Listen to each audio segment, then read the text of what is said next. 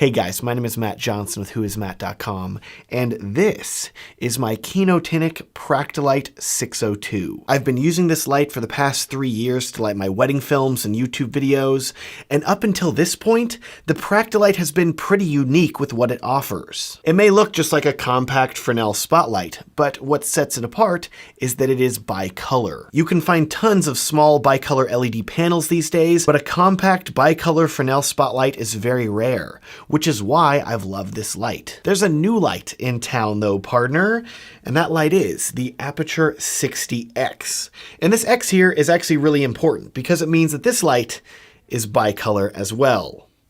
And even more interestingly, this light costs over half the price of the Practilite. Intrigued? I've been using the 60X for a bit, and today I want to review this light and compare it to the Practilite 602. Also, for the sake of ethics, I want you to know that while Aputure did send me this light, this video isn't paid or sponsored by them, and the first time that Aputure sees this video is the first time that you see it whenever I upload it to YouTube. Now, let's start off with the size. The 60X is a pretty compact spotlight, especially whenever you put it next to its bigger brother, the 120D. Comparing it to my Practilite, it's approximately a half an inch longer and about the same circumference around. On the back, you have a power button, controls for brightness, color temperature, beam angle, and a screen that shows your settings and even an estimated battery life remaining if you aren't using AC power. I especially love the amount of color temperature control I get with this light. You can actually change the 60X's Kelvin values in increments of 50 for a very finely tuned control over its color. This is a nice upgrade over the Practilite that only allows you to adjust Kelvin values in increments of 100. In addition, the 60X also has a Kelvin range of 2700 to 6500 K, substantially wider than the 3000 to 6000 K of the Practilite. Now, another nice thing about the 60X that also applies to the Practilite is that both of these lights include the ability to wirelessly control them via Bluetooth and a phone app.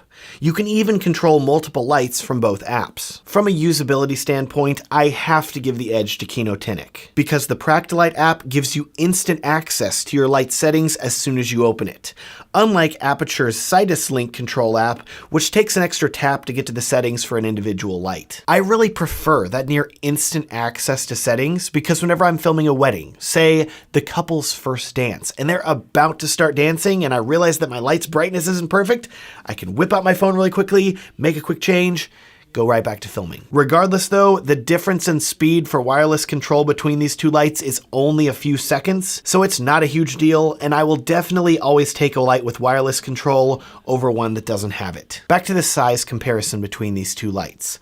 One way that you'll see the 60X is larger than the Practilite is this inclusion of this large yoke here that's used to mount the light to a light stand. But Aputure has also added a super cool feature to this yoke that I'm planning on using at basically every wedding that I have moving forward. Notice right here, there is a V-mount battery mount integrated into the yoke. So whenever you want to power this light using a battery, take your V-mount battery, slide it on, plug it in, start rolling. On the other hand, to rig up my Practilite with a V-mount battery, I had to invest in a small rig V-mount plate and a ball head super clamp to DIY mount a V-mount battery to my light stand. Cool, Matt. What is that, like 35 bucks? 74 actually, but the financial savings aren't the reason that I love being able to mount my battery to this light. There is in fact another reason. And to explain it, we need to talk about water resistance, which I promise this is related. The 60X has a sturdy metal housing with holes for ventilation. But even with these holes, Aputure says that this light is IP54 weatherproof, meaning that it is protected from splashes of water. Why am I so excited about water resistance? Does it rain a ton in Texas? Not really. But if you've watched my Practilite review, you know that one of my favorite things to do at a wedding is take the couple out in the dark when it's raining, backlight them with the Practilite, and get some really gorgeous footage of them in the rain. I've done this many times, and the Practilite has always worked with zero issues. But that said, it doesn't have any sort of official IP water resistance rating. So, while nothing bad has happened yet, there's always a bit of fear in the back of my mind that the light could get too wet and break, or worse, electrocute me with all of the substantial power of a V-mount battery, thus turning me into some sort of bearded electro supervillain. That could be cool. Anyways, the 60X's weatherproof rating does reassure me a bit, and I'm happy to tell you I actually had the opportunity to test this out at a recent wedding, where we took the couple out in the rain, backlit them, and it looked glorious. Especially in 4K at 120 frames per second with my Sony a7S III. Yummy. Now, speaking about backlighting the couple leads me to the next thing that I want to talk about. Batteries. And yes, the 60X comes with a power cord, but there ain't no way I'm running a power cord out in the rain to power a light. That's just more risk of electrocution there. I use V-mount batteries for power, but the 60X is also compatible with anything with a D-tap, or you can use Sony NP-F batteries with the included adapter from Aputure. This light gives you a ton of power versatility. Speaking of versatility, let's talk about how compatible the 60X is with lighting modifiers. Now, right off the bat, unlike Aputure's other lights like the 120D, which used an exposed chip-on-board LED that required you to buy a focusing Fresnel lens attachment for an extra $120, the 60X includes a focusable lens on the front built in. This lens isn't the same as the Practilite's traditional Fresnel though. Now, I haven't confirmed this with Aputure, but this lens looks very similar to the dual aspherical lens that is on the legendary Dedolite DLH4 light that Hollywood filmmakers have loved for decades. This lens is brighter than a traditional Fresnel, and I've heard many stories from filmmakers that love how Dedolite's flare. All that to say, I'm definitely not upset that it looks like Aputure has adapted the Dedolite's lens design for the 60X. Looking at light modifiers now, this is where the Practilite and the 60X start to diverge. The 60X comes with barn doors in the box, but also, just like all of Aputure's other COB lights, it comes standard with an adapter for the very popular Bowens mount for lighting modifiers. This is one of my favorite mounts because it is just so versatile. Aputure makes a ton of different modifiers for it, including spotlights, softboxes, lanterns, etc. But because the Bowens mount is a very popular standard, you can buy modifiers from a ton of other companies as well. This elevates the 60X above being just a wedding spotlight, in that you can adapt it to be used in a wide variety of other scenarios. While the Practilite isn't a bad light in comparison, it is going to cost you more in the area of light modification. Out of the box, there is no Bowens mount or way to attach another lighting modifier other than the included barn doors. Instead, you will need to purchase Kinotinic's Speed Ring adapter for $59, which will then enable you to use the only modifier Kinotinic makes, a 20-inch softbox that retails for another $69. As far as compatibility with lighting modifiers from other brands go, Kinotinic also says the Practilite is compatible with Profoto's 4-inch studio headlight modifiers, meaning you can get other adapters like a Bowens mount. I haven't had a chance to purchase one of these adapters to test though. So, both of these lights are modifiable beyond their stock spotlight form, but the 60X with its included Bowens mount adapter is definitely going to save you some money over the Practilite. This talk about lighting modifiers leads us to the next thing that we need to talk about, the brightness of the 60X versus the Practilite. Because while the Practilite is great as a spotlight, its brightness level really pigeonholes it into that one role.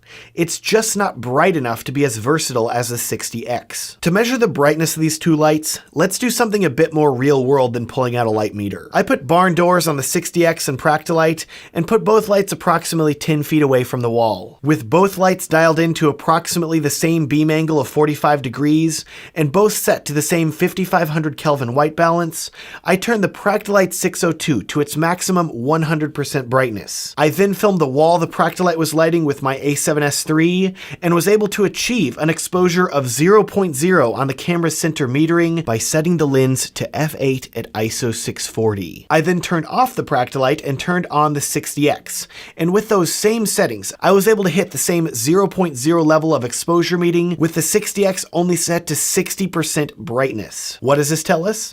The 60X is giving you approximately 40% more light output than the Practilite. This extra light output of the 60X is especially important when you want to use any sort of light modifier such as a softbox, or if you want to light someone from further away. As an aside, you should know that the Practilite does have a boost mode, which will increase its brightness substantially, but it locks the light to 4500 Kelvin. And more importantly, it doesn't work on battery power and is limited to the camera being plugged in. For portability and keeping people from tripping on a cord at a wedding, I highly recommend not plugging in your lights and using batteries instead. Now, looking at the back of the 60X here, you'll see that we have a knob to adjust the beam angle. This beam angle is very important if you're filming, say, a wedding reception dance floor, where you want to make sure the dance floor is lit, but all the tables around it are still dark. That will keep grandma from complaining that your light is blinding her. Because not every dance floor is the same size, it's really important to have a light that has a wide range of beam angles that it can use. Both the Practilite and 60X can hit the same 15-degree tight beam angle, which I would only really recommend using when filming someone giving a toast at a reception. On the wide end is where they differ though, and this is an area where the Practilite has the upper hand, with a very wide 75-degree angle. In comparison, the 60X only has a 45-degree angle, so it can't throw light nearly as widely as the Practilite. This would be a bigger deal if not for one thing that we discussed earlier. The 60X can get brighter than the Practilite, meaning that while it may not have as wide of a beam, you can move the 60X further back from the dance floor to make sure you hit the width that you need. And then you can turn up the brightness of the light to compensate for the distance. This should work well, but keep in mind that if you find yourself filming at a lot of smaller reception venues where you have to put your light right up next to the dance floor because the room isn't big enough for you to move the 60X back, in that case, the Practilite with its wider beam angle is the better choice. Now, knowing that the 60X is brighter than the Practilite is great, but that brightness isn't going to matter very much if its battery doesn't last long enough to use it. As I said earlier, the 60X can take a variety of power options, including Sony NP-F batteries or any battery with a D-tap. The Practilite is just as versatile when it comes to power because it uses 4-pin XLR, meaning I can use the same V-mount battery with both my Practilite and the 60X, which is great. For weddings, I prefer to use a 150 watt-hour battery, which is large, but not nearly as large as V-mount batteries can get. Comparing battery life between these two cameras,